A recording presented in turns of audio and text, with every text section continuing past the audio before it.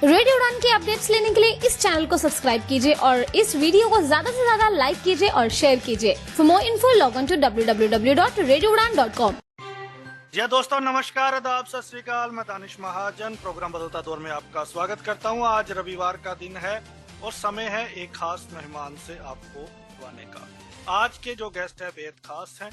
आज के जो हमारे गेस्ट है honourable department of social security and development of women and children Punjab की मिनिस्टर हैं, डॉक्टर बलजीत कौर जी हमारे साथ हैं। वो पेशे से डॉक्टर रह चुकी हैं, अभी इस डिपार्टमेंट में है। जानेंगे कि पंजाब को लेके, पंजाब के डिसेबल्ड को लेके उनकी विजन क्या है, उनकी सरकार ने क्या क्या किया है, आगे वो क्या करने जा रही है। तो आम आदमी पार्टी की सरकार आने के बाद उन्होंने जो डिसेबल्ड के लिए काम किए उसके बारे में थोड़ा सा आपको बताते हैं। सबसे पहले डेडिकेटेड डिसेबिलिटी सेल बनाया गया, यानी डिसेबल्ड के लिए एक अलग से डिपार्टमेंट बनाया गया मिनिस्ट्री के अंदर, ताकि सिंगल विंडो बना के जो डिसेबल्ड के काम है उनको पूरा किया जाए। 3 दिसंबर को इंटरनेशनल डिसेबिलिटी डे वाले दिन डिसेबल्ड को लोन बांटे गए, ताकि वो अगर रोजगार शुरू करना चाहते हैं तो वो रोजगार शुरू कर सके। डिसेबल्ड एम्प्लॉइज का जो कन्वेंस अलाउंस है 1000 रुपया, वो बंद हो गया था, उसको रीइंस्टेट किया गया। तो ये कुछ काम है जो सरकार ने किए हैं। लेकिन सबसे बड़ी बात है कि हाल ही में मैडम ने ऐलान किया है कि जिन लोगों ने डिसेबिलिटी सर्टिफिकेट गलत तरीके से हासिल किए हैं, जिनके पास फेक डिसेबिलिटी सर्टिफिकेट है, उनको आइडेंटिफाई किया जाएगा और उनको सख्त से सख्त सजा दी जाएगी। वो भी जानेंगे कि कैसे करेंगे ये।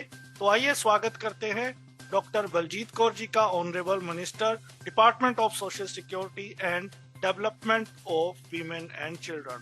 मैम, रेडियो उड़ान पे आपका बहुत बहुत स्वागत है। थैंक यू दानिश, आपने मौका दिया लोगों के रूबरू होने का, क्योंकि कई बार होता है कि बहुत सारे काम सरकार अपनी लेवल पे कर रही होती है, लेकिन वो मैसेज जो है वो लोगों तक नहीं पहुंचता। और मुझे लगता है कि मीडिया सबसे अच्छा चैनल है लोगों तक हमारा मैसेज पहुंचाने के लिए। तो मैं आपका दिल से धन्यवाद करती हूँ। जी मैम, सबसे पहले हम जानना चाहते हैं कि आम आदमी पार्टी का और आपका क्या विजन है पंजाब के डिसेबल्ड को लेके।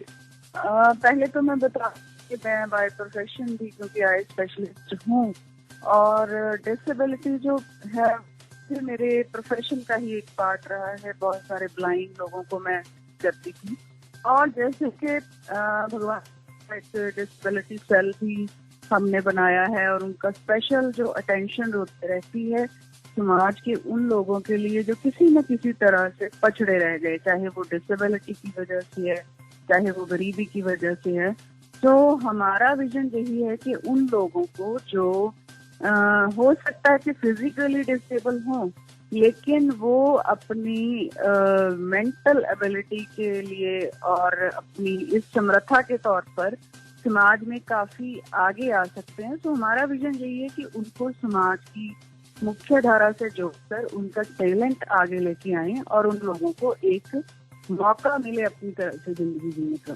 जी मैम, ये बताएं कि आपका डिपार्टमेंट जब से आप आए हैं, क्या स्टेप्स आपने लिए हैं डिसेबिलिटी एम्पावरमेंट के लिए? जब मैंने तकरीबन 1.5 साल हो गया सरकार बनी को, और पहले समझने में टाइम लगा और बहुत सारी मीटिंग्स भी की, बार बार जो हमारे यूनियंस बनी हुई हैं डिसेबिलिटी को रिप्रेजेंट करने वाले की, तो जो उनकी डिमांड्स आती थी पहले तो उन पर हमने स्टेप बाय स्टेप गौर किया। और मुझे लग रहा था कि इतना काम उलझा हुआ है कि कैसे हम इसको कहाँ से शुरू करें। और सबसे पहले ये डिसेबिलिटी सेल तो मुख्यमंत्री जी का ही पहला स्टेप था कि ये इन लोगों को एक विशेष ध्यान देने के लिए डिसेबिलिटी सेल हम स्थापित करेंगे। और ये मुझे लगता है कि बहुत बड़ी हमारा एक बड़ा काम हमने किया, और उसके बाद इसको चलाना भी अच्छी तरह से वो हम अपना पूरा प्रयास कर रहे हैं।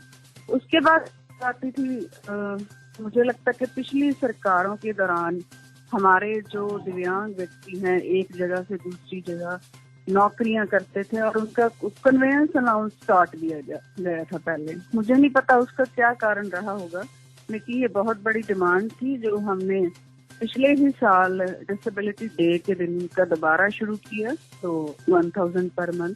बाकी उनकी ऑलरेडी जो चल रही है पेंशन, कोशिश ये है कि उन पर कोई रुकावट ना आए जितनी हम दे सकते हैं। और इसके बाद जो मेरा विजन था कि इन लोगों को कुछ खास हम करें, तो डिसेबिलिटी डे और उसके बाद भी हमने ये शुरू किया था कि पंजाब में जितने दिव्यांग लोग हैं उनकी जो समर्था है, अगर वो उसके अनुसार कोई अपने लेवल पे काम कर सकते हैं सरकारी नौकरी के बिना भी, तो उन्हें हम लोन प्रोवाइड करवा दें। तो वो भी हमने शुरू किया था कि कैंप्स लगाए थे कि जो डिसेबल लोग हैं वो बैठ कर कोई काम कर सकते हैं, अपने लेवल पे कोई टैलेंट है, तो हमने उनको लोन भी प्रोवाइड किए थे जो कि सस्ते रेट पे थे। और इसके आगे भी हमारी और योजनाएं चल रही हैं। बहुत सारे हमारे जो दिव्यांग लोग हैं जो पढ़े लिखे हैं या नौकरियों के लिए अप्लाई कर रहे हैं, उनका ये रोज रहा है सरकार की तरफ के बैकलॉग नहीं करते। तो वो कुछ महीनों से हम उसी पर काम कर रहे हैं कि जो बैकलॉग है नौकरियों का वो खाली रह गया सारे डिपार्टमेंट्स में। ये यहाँ डिपार्टमेंट की तरफ से कोई अनगैली हुई है या कुछ भी कह सकते हैं। सो हमने उन सारे डिपार्टमेंट के साथ कांटेक्ट करके उनको ये आदेश दिए कि जो भी बैकलॉग है उसको भरा जाए। अभी कुछ डिपार्टमेंट ही बाकी रह गए हैं और अगले 1-2 महीनों में ये शुरू होगा कि हम कैंपेन बेसिस पे उन लोगों को नौकरियां देंगे जो कई सालों से सीटें खाली पड़ी। ये तो आपने ब्रेकिंग न्यूज दी है, ये बहुत ही बड़ी डिमांड है। और हाल ही में रैली भी हुई थी संगरूर में कुछ डिसेबिलिटी रिप्रेजेंटेटिव की, तो जिसमें ये बैकलॉग की थी। थैंक यू सो मच, आपने बहुत बड़ी बात इस शो में बताई है और बहुत सारे जो बेरोजगार लोग हैं जो डिसेबल्ड हैं वो बहुत खुश होंगे। लेकिन मैम आपके बारे में मैं एक चीज कहना चाहता हूँ कि the best part about you is that you are accessible for everyone. कभी भी आपको रीच आउट किया जा सकता है, जो पहले पंजाब में कल्चर नहीं था। और ये एक बड़ी बात है, जब आप बात सुनती हैं और बात करती हैं तो आधी समस्याएं वहीं पे हल हो जाती है। तो I would like to thank you for that. Thank you Danish, thank you.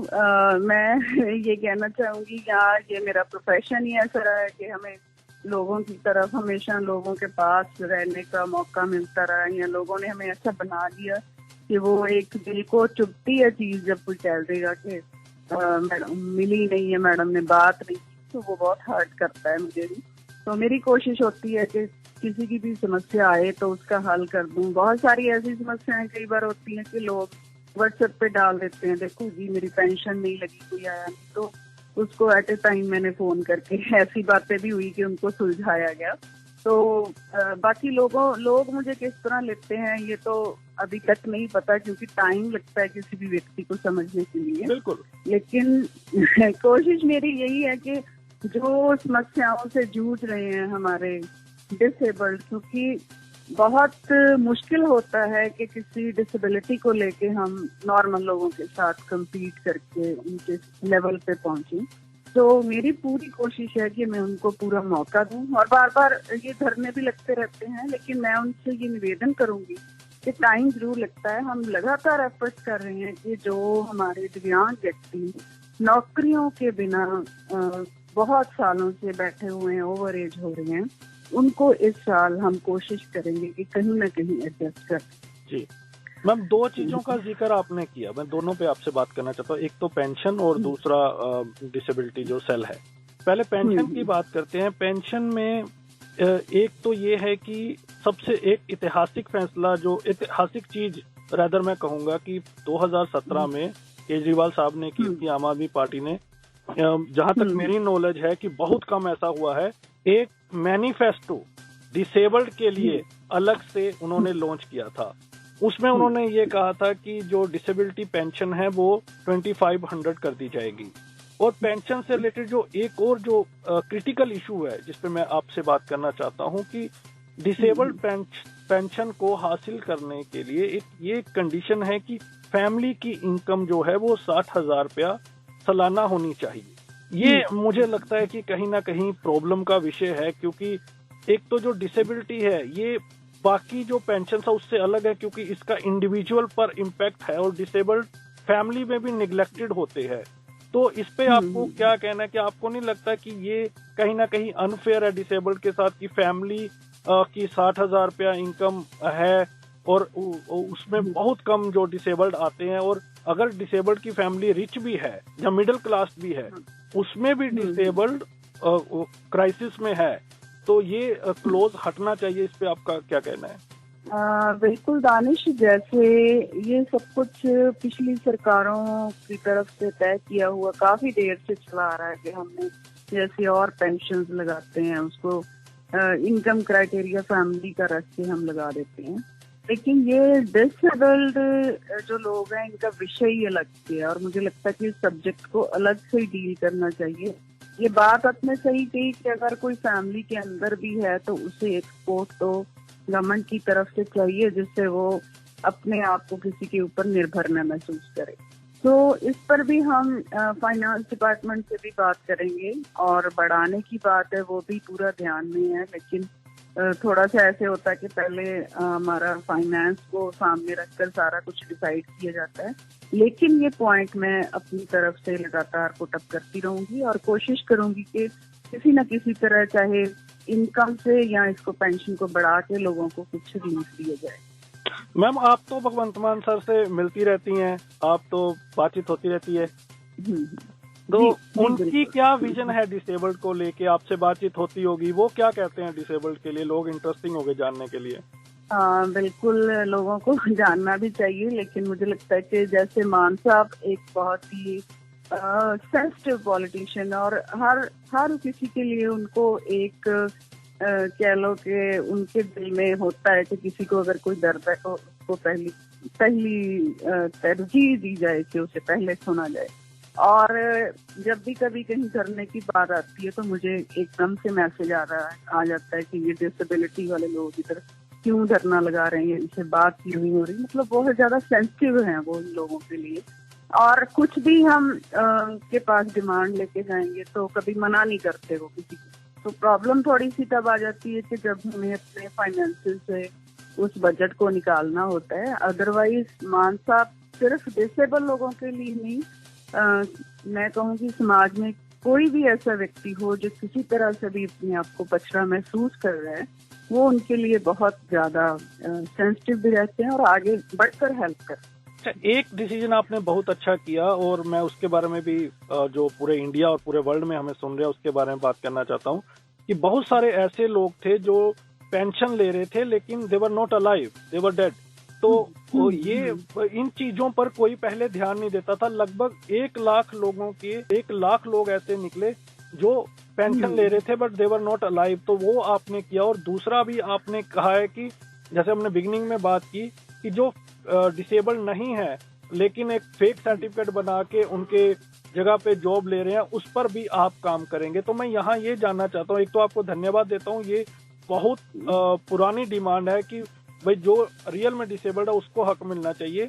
ये आप करेंगे कैसे? डिसेबिलिटी दोबारा से रीचेक कैसे होगा? इसके बारे में प्लान क्या है? दानिश, हमने शुरू भी कर लिया था थोड़े महीने पहले। हमने पीजीआई में एक टीम को रिक्वेस्ट की थी कि उनको बुलाकर यहाँ पर आप वेरीफाई करें, और अबाउट 25 हमने ऐसे बंदे जो डिसेबिलिटी सर्टिफिकेट फेक बना के उसके बेनिफिट्स ले रहे थे, उनको आइडेंटिफाई भी किया था, उनको डिसमिस भी किया था। उसके बाद प्रॉब्लम कुछ पीजीआई से भी आने लगी कि वो इतने लोगों का नहीं कर सकते चेकअप, और कुछ ये होता है कि जो वाकई डिसेबल है उनको मुश्किल भी लगता है कि दूर जाकर हम वेरीफाई करवा रहे हैं। तो उसके बाद हमने ये सोचा था कि क्यों ना इसको डिस्ट्रिक्ट लेवल पे ही कर दें या कोई कैंप्स लगा के वेरीफाई कर दें। तो वो काम हम करेंगे, बहुत जल्द शुरू करेंगे, क्योंकि बहुत सारी शिकायतें आती हैं और मुझे लगता है कि जो असल में डिसेबल है उनको ज्यादा बेनिफिट हम तभी दे पाएंगे जब ऐसे लोग जो इनका हक मारे बैठे हैं और जो हर तरफ से बेनिफिट्स ले रहे हैं उनको हम एक तरफ पे करें कि उनको कोई सजा मिलेगी। तो इनकी सारी जो डिमांड्स हैं, पेंशन डिमांड से, वहीं से हम वो सारा पैसा खींच के लाएंगे। क्या ये इंश्योर किया जाएगा कि कोई भी डॉक्टर पैसे लेके या वो जो फेक हैं वो और कुछ सिफारिश लगा के फिर से दोबारा बाईपास ना करे इस प्रोसीजर को? देखिए डॉक्टर्स, मुझे लगता है डॉक्टर्स खुद ही एक बहुत बड़ी ही कौम है। उनको चाहिए ही नहीं कि ऐसे कामों से पैसा कमाना, जबकि उनका अपना इतना टैलेंट होता है कि पैसे कमाने की बहुत सारे तरीके हैं। लेकिन सर्टिफिकेट तो बनाते डॉक्टर ही है ना मैम।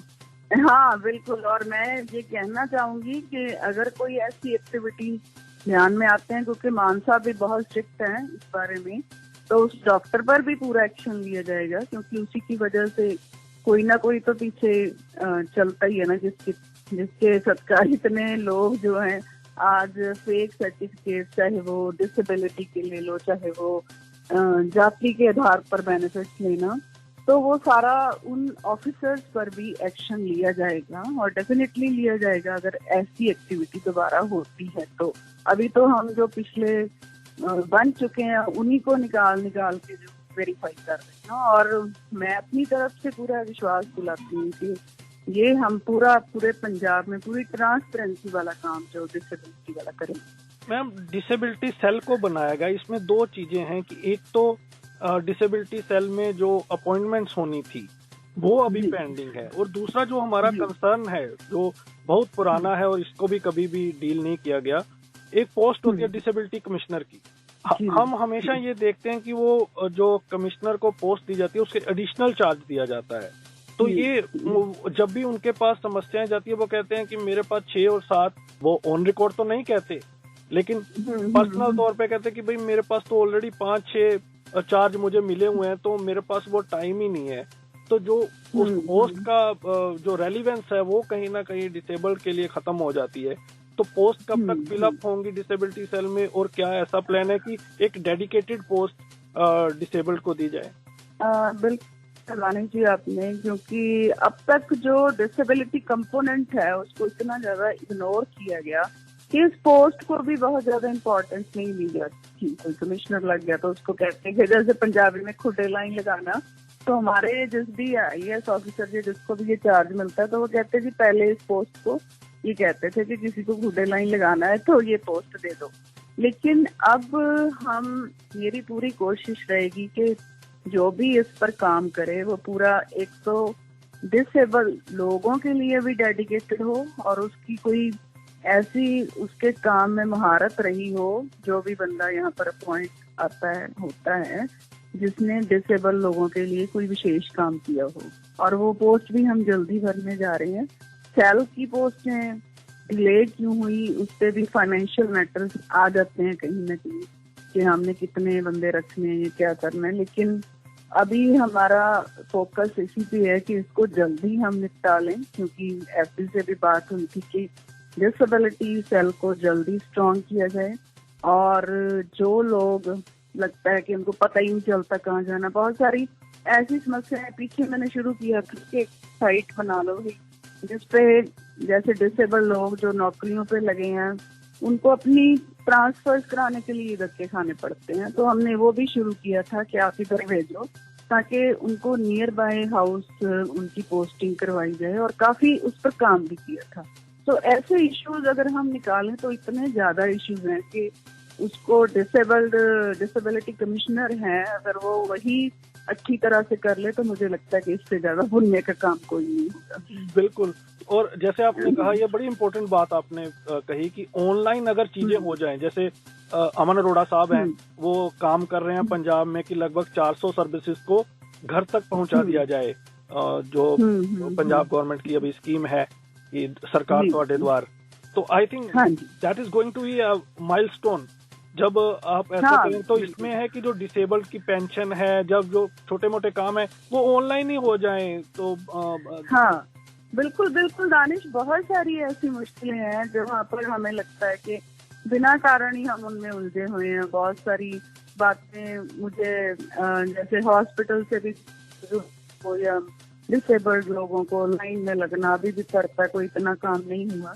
तो वो अगर डिसेबिलिटी सेल उस पर सख्ती से काम करेगा तो काफी ज्यादा सुधार इस कंपोनेंट में हम लाने के लिए सफल हो जाएंगे। इन जनरल भी आपकी सरकार ऑनलाइन वाला जो काम कर रही है बहुत ही इम्पोर्टेंट है कि आज टेक्नोलॉजी का युग है, तो बहुत सारी चीजें हम बहुत सारे डिपार्टमेंट में तो क्राउड वैसे ही खत्म कर देते हैं जब ऑनलाइन चीजें हो जाएंगी। तो बिल्कुल जी बिल्कुल। और मुझे लोगों को भी बहुत ज्यादा सुविधा होती है। जैसे हमने ये आशीर्वाद स्कीम किया और बहुत लोगों को सिखा भी रहे हैं कि घर बैठो अप्लाई करो और ये भी कर देंगे कि सीधा उनके अकाउंट में आए। और ऐसी चीजों के लिए जो बहुत सारा हमारा जो पॉपुलेशन ऐसे भी गांव से आता है और लोगों को दफ्तरों के बारे में पता ही नहीं होता, तो इतना अगर हम अपने पंजाब में करने में सफल हो गए तो मुझे लगता है कि बहुत सारी एनर्जी जो बिना वजह वेस्ट हो जाती है और उस पर बहुत सालों से लोग तड़प रहे हैं कि दफ्तरों के चक्कर, ये दफ्तरों के चक्कर वाला वर्ड है जो वो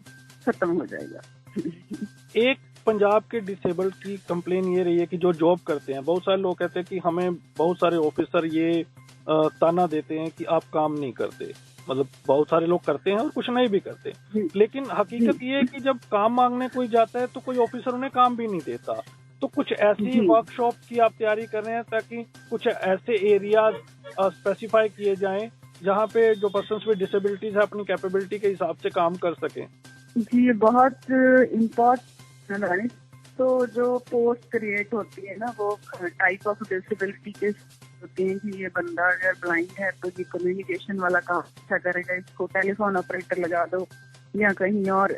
तो कई बार ऐसा भी होता है कि वो लग जाते हैं, लेकिन उनको फिर लगने के बाद भी लगता है कि हम इंफीरियरिटी कम्प्लेक्स आता है कि नहीं ये नहीं कर सकता, ये कोई मन में रहता जरूर है। तो ये बातें भी आपने भी चलो ये इंक्लूड कर दिया, ये बातें मुझे भी सुनने को मिलती हैं। तो हमने ये सोचा था, मेरे दिमाग में भी आ रहा था कि इस पर एक वर्कशॉप करें पूरे डिपार्टमेंट्स को साथ में लेके, कि हम अपने जो यंग भाई बहन हैं उस तरह का इंफीरियरिटी कम्प्लेक्स से बचाने के लिए उनकी समर्था के हिसाब से उन्हें काम दें। और सरकार से तनख्वाह ले रहा हूँ, ले रहा हूँ।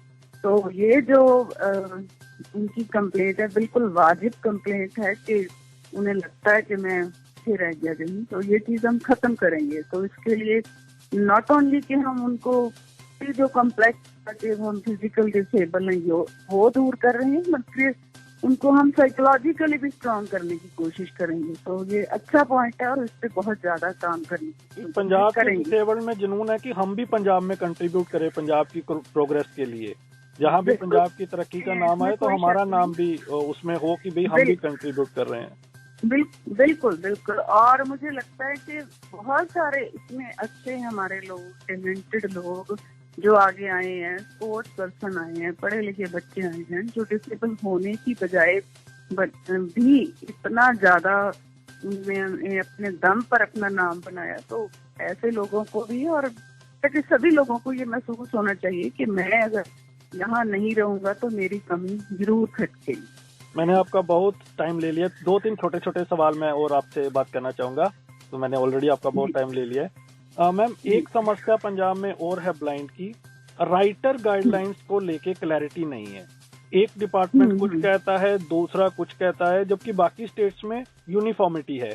तो एक मैं आपके ये संज्ञान में ला रहा हूँ कि इसके ऊपर देखें ताकि सभी डिपार्टमेंट्स एक यूनिवर्सल गाइडलाइन को फॉलो करें, ताकि कंफ्यूजन ना रहे। जो जॉब्स के लिए जा रहे हैं, जब एग्जाम्स के लिए जा रहे हैं, स्टडी के लिए जा रहे हैं, उनके माइंड में क्लैरिटी हो कि ये राइटर गाइडलाइंस हैं। हर बार अलग डिपार्टमेंट की अलग गाइडलाइंस आती हैं, तो वो बड़ा कंफ्यूजिंग हो जाता है जो एग्जाम दे रहे होते हैं। बिल्कुल दानिश, लेकिन ये पता नहीं कि इतनी बड़ी समस्या, ऐसा लग रहा है अभी भी लोगों को। तो हम ये गाइडलाइन इशू करवा देंगे। मेरे पास भी एज ए डॉक्टर मुझसे लिखवाने आते थे, 80% डिसेबल है, नॉट एबल टू राइट, तो उसको हम हेल्पर देते थे। तो इस पे हम प्रॉपरली एक गाइडलाइन, आपने भी अच्छा किया ये इंक्लूड कर लिया, गाइडलाइन हम इशू करेंगे ताकि इसकी वजह से लोगों को परेशानी ना आए। ये प्रॉब्लम हम बहुत जल्द सॉल्व करें। लास्ट 2 सवाल ma'am. Last meeting advisory board की जो पर्सन्स विद डिसेबिलिटीज की 2.5 साल पहले हुई थी, उसमें एक प्रावधान है कि 3 MLA को नॉमिनेट करना होता है उसका, तो उसको स्ट्रॉन्ग बनाना होता है। तो डिसेबिलिटी एडवाइजरी बोर्ड की नेक्स्ट मीटिंग कब हो रही है और उसके ऊपर आपके क्या विचार हैं? और मेरा लास्ट सवाल, RPD एक्ट को लेके पंजाब कितना सीरियस है और उसकी इम्प्लीमेंटेशन के लिए क्या कुछ चल रहा है? मैं ये कहना चाहूंगी कि मीटिंग का एक तो ये जो आपने पॉइंट उठाया कि डिसेबल्ड जो MLAs हैं उनको इंक्लूड करना चाहिए, तो हमने वो दोबारा से कमेटी भी बनाने का भेजा था जिनमें सभी को इंक्लूड करें और करेंगे भी। और नेक्स्ट जो मीटिंग है इसके लिए कोई ज्यादा वेट नहीं करनी पड़ेगी, क्योंकि हम प्रिपेयर कर रहे हैं कि क्या क्या एजेंडाज हैं, कहाँ पर लेके जाना है। तो फिक्स टाइम तो नहीं, लेकिन कोशिश करूंगी कि इसी मंथ में इसको हम प्लान करके और इम्प्लीमेंट भी करें इन पे जो काम अधूरे पड़े हैं। तो नेक्स्ट आपने जो पूछा कि एक्ट के अकॉर्डिंगली आप क्या करने जा रहे हो, तो मैं ये बता दूं, पहले तो हमने DSSO को अपॉइंट किया है कि डिस्ट्रिक्ट नोडल ऑफिसर, कि वो जो लोगों की समस्याएं हैं उनको डिस्ट्रिक्ट लेवल पे सॉल्व करें। और बहुत ज्यादा प्रॉब्लम्स हमें आती है गवर्नमेंट इंस्टीट्यूट में कि नॉट ओनली फॉर कह लो कि एम्प्लॉयमेंट को हम अगर एक तरफ रख लें, लेकिन उनकी जो रोजमर्रा की जरूरतें हैं, हॉस्पिटल में गए, कहीं और गए और पर जाके को कि हमें प्रेफरेंस नहीं दी गई या लाइन में खड़े होने की छोटी छोटी प्रॉब्लम्स हैं, तो उसके लिए हम गवर्नमेंट इंस्टीट्यूट में हम अपना एक बंदा या किसी की हेल्प से उसको अपॉइंट करें, जहां पर जाकर वो अपनी कंप्लेंट बता सके। तो वो डिस्ट्रिक्ट लेवल कोशिश हमारी ये थी कि हम माइक्रो इन्वेजन करें, जमीन तक जाएं। तो उस पर काम चल रहा है और बहुत जल्द इसको विजिबिलिटी भी मिलेगी कि ये काम डिसेबल्ड के लिए स्पेशली हो रहा है। उसके बाद जो जैसे जैसे मीटिंग्स होती हैं, फीडबैक देते हैं, तो उसको हम सामने लाते हैं। टाइम जरूर लग रहा है, लेकिन ये जो मेन फोकस हमारा यही है कि हम बैकलॉग भरें, बैकलॉग भर के हमारे जितने भी दिव्यांग व्यक्ति हैं उनको जल्द से नौकरियां दिलवाएं, और जो पेंशन वाली समस्या है उस पर फोकस करने की बजाय उनको सेल्फ एम्प्लॉय करें। बिल्कुल। और बाकी स्टेट में तो लोग, जैसे आपने बड़ा इम्पोर्टेंट पॉइंट किया, और शायद ये भी पंजाब में पहली बार किसी मिनिस्टर के थ्रू आ रहा है कि गवर्नमेंट के साथ साथ अगर आप एंटरप्रेन्योर बनना चाहते हैं या प्राइवेट सेक्टर में जाना चाहते हैं तो आप लोन ले सकते हैं। तो आप उस दिशा में भी बढ़ सकते हैं, क्योंकि आजकल day by day government jobs भी कम हो रही है, तो सभी एवेन्यूज ओपन रखने चाहिए पर्सन्स विद डिसेबिलिटीज को। क्या मैसेज रहेगा मैडम आपका, हमारे जो साथी सुन रहे हैं पंजाब के जो डिसेबल्ड है उनके लिए क्या मैसेज रहेगा? मैं अपने भाई बहनों को पहले तो ये मैसेज देना चाहूंगी कि अपने आप को डिसेबल महसूस ना करें, क्योंकि परमात्मा ने अगर हमें एक चीज नहीं दी तो उसके अलावा बहुत कुछ ऐसा दिया है जिसके दम पर हम इस दुनिया में, इस समाज में आगे बढ़ सकते हैं। तो पहले तो अपना मनोबल स्ट्रॉन्ग रखें, और सिर्फ दिव्यांग भाइयों के लिए नहीं, पूरी सुन रहे हैं उनको भी ये मैसेज दूंगी कि एक अच्छे व्यक्ति होने के नाते हमारा भी ये फर्ज बनता है कि कहीं हमको लगता है कि किसी भी तरह हम अपने साथ खड़े किसी दिव्यांग व्यक्ति की हेल्प कर सकते हैं, तो हमें उसके लिए तैयार रहना चाहिए। और मेरी तरफ से मैं ये मैसेज देना चाहूंगी कि जितना भी समय मुझे पंजाब के लोगों ने दिया है, मुझे इनमें बहुत सारे मेरे भाई बहन जो दिव्यांग है वो भी शामिल हैं, मैं आपके जरूरी विषयों पर लगातार लगी रहूंगी। कई बार ऐसा होता है कि डिसीजन लेने में या उसको इम्प्लीमेंट करने में टाइम जरूर लग जाता है, लेकिन हम लगे हुए हैं और आपको थोड़ी थोड़ी देर बाद कुछ ना कुछ नया आपके लिए लेके आते रहेंगे, और सिर्फ आपके साथ। Thank you ma'am, thank you so much. आप इसी तरह काम करते रहें और हमें पूरी उम्मीद है कि आप हमारे साथ और बात करते रहेंगे। और जब भी पंजाब सरकार की किसी भी स्कीम को डिसेबल तक पहुंचाना है, लोगों तक पहुंचाना है, तो आप रेडियो उड़ान को अपना हिस्सा माने और हम लोगों तक उन स्कीम्स को लेके जाएंगे ताकि ज्यादा से ज्यादा लोग जो आपकी स्कीम्स आती हैं उनका हिस्सा बन सकें, उनका लाभ ले सकें। Thank you Danish. तो आज हमने बात की honourable minister department of social security and development of women and children.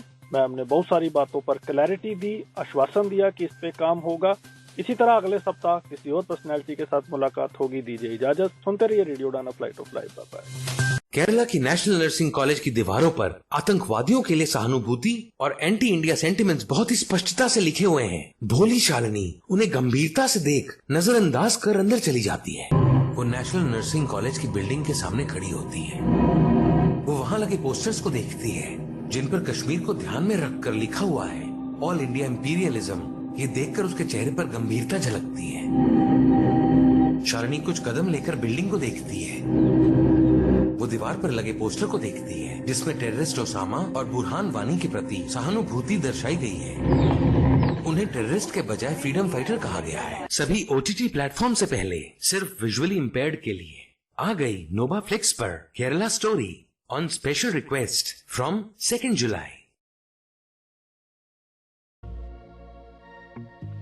Hey guys, आप अपने फील्ड में मास्टर हैं, सुपर्ब हैं, टैलेंटेड हैं, लेकिन ये क्या टेक्नोलॉजी के मामले में अब थोड़ा सा पीछे हैं? फिकर नॉट यार, आरजे मीनल है ना। आरजे मीनल के साथ हर हफ्ते टेक सिटी सुनिए और टेक्नोलॉजी की हर बात को जानिए।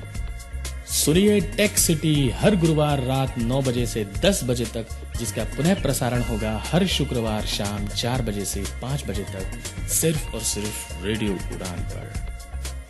तो ना रहेगा आप कोई भी टेक्नोलॉजी से दूर। हर हफ्ते टेक सिटी सुनिए हुजूर, सिर्फ और सिर्फ आरजे मीनल के साथ।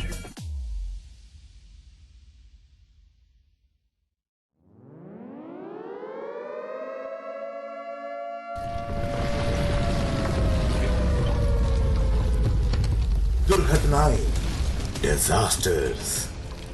बुधवार रात 10 बजे और गुरुवार शाम 5 बजे राजीव भांवरी की जुबानी सिर्फ और सिर्फ रेडियो उड़ान पर, जिन्हें सुन आपके पैर ठंडे हो जाएंगे, रोंगटे खड़े हो जाएंगे। राजीव भांवरी से आप सुनेंगे बड़े पैमाने पर घटित हो रही प्राकृतिक और मौसमी आपदाएं एवं दुर्घटनाएं, जिसके सामने इंसान बेबस और लाचार नजर आते हैं। For more info log on to www.radioudan.com या डाउनलोड करें हमारी app radio Udaan from Play Store और ऐप स्टोर से। रिश्तों में है तकरार, अब तो कोई ऐसा दिन नहीं जब हमारी लड़ाई ना होती हो। या ऑफिशियल लाइफ में है तनाव। हाँ, ऑफिस भी टाइम पर पहुंचता हूँ, सारा काम टाइम पे पूरा करके देता हूँ, फिर भी ये कहा जाता है कि यार तुम्हारी जॉब खतरे में है। एकदम मैं परेशान हो चुका हूँ, बताओ अब मैं क्या करूँ। आरजे नरेश सुनेंगे, समझेंगे आपकी हर बात, दिल से दिल तक में होगा आपकी हर समस्या का सटीक इलाज और सही समाधान। अपनी बात को उनके सामने बहुत पोलाइटली तरीके से रखें, ये काम करता है। तो सुनना ना भूले लाइव शो दिल से दिल तक हर गुरुवार रात 10 बजे से 11 बजे तक और रिपीट हर शुक्रवार शाम 5 बजे से 6 बजे तक।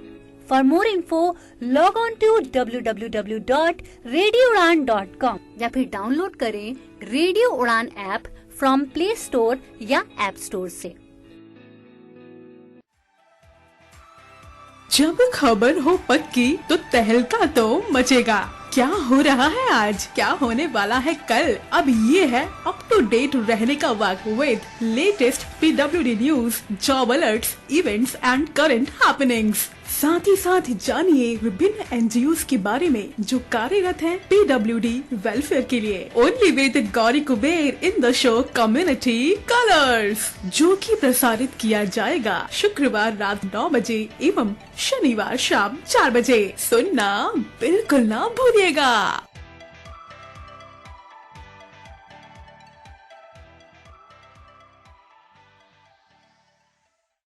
कभी अतीत का किस्सा सुनाती, कभी उलझे सवालों का जवाब ढूंढ लाती, कभी बनती खाली समय का सहारा, सुखों से भरा है इसमें जीवन सारा। इसकी कहानी कविताओं में मिलता ज्ञान का भवसागर, ये किताबों की दुनिया है जो भर दे गागर में सागर। कभी मोहब्बत के किस्से, कभी परियों की कहानी। सुनना ना भूलिए show book word RJ Rajeshwari की जुबानी। सुनना ना भूलिए शो बुक वर्ल्ड हर बुधवार शाम 8 बजे से 9 बजे तक और रिपीट ब्रॉडकास्ट हर बृहस्पतिवार शाम 3 बजे से 4 बजे तक। For more info log on to www.radioudan.com. Do you feel confused while speaking in English? Enhance your English vocabulary and learn some amazing words every week. Tune into Vocabulary Dose every Thursday 7 to 8 p.m. and repeat broadcast on Friday 2 to 3 p.m. with logophile RJ Divya Sharma. Only on Radio Udan, a flight of life. Tune in now.